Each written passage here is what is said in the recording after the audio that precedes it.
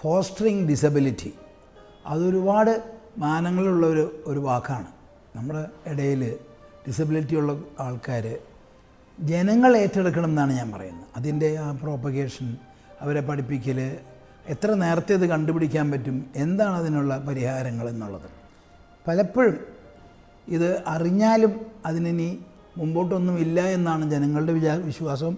ഏകദേശം കുറച്ച് പ്രൊഫഷണൽസിൻ്റെ ഇടയ്ക്കും അത് തന്നെയാണ്. അപ്പോൾ ഉദാഹരണമായിട്ട് കേൾവിക്കുറവുള്ള കുട്ടികൾ പലപ്പോഴും ഞങ്ങളുടെ അടുത്ത് വരുന്നത് വളരെ ലേറ്റായിട്ടാണ്. അമ്മമാർക്കൊരു 3 മാസം 5 മാസം 6 മാസം ആകുമ്പം കേൾവിക്കുറവ് കണ്ടുപിടിക്കാൻ പറ്റും. എങ്കിൽ പോലും ഹോപ്പിംഗ് എഗൻസ്റ്റ് ഹോപ്പ് പോലെ ശരിയായിക്കോളും. കൂടെ ഉള്ളവരും പറയും, പല ഡോക്ടർമാരും പറയും അത് കുറച്ച് നാൾ കഴിയുമ്പോൾ ശരിയാവുമെന്ന്. പക്ഷേ കേട്ടിട്ടാണ് നമ്മൾ വർത്തമാനം പറയുന്നത്.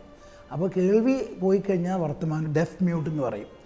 ഇത് ആ ഏർലി ഇൻ്റർവെൻഷൻ ഉണ്ടെങ്കിൽ കേൾവി എന്ത് കാരണം കൊണ്ടാണെന്നും അതിനെന്താണ് പരിഹാരം, ഹിയറിംഗ് എയ്ഡാണോ, കോക്ലിയർ ഇംപ്ലാന്റ് ആണോ, ട്രെയിനിങ് ആണോ എന്നുള്ള നമുക്ക് ചെയ്യാൻ പറ്റും. അതൊരു ഉദാഹരണമായിട്ട് ENT സർജൻ എന്നുള്ള നിലയ്ക്ക് ഞാൻ പറഞ്ഞതാണ്.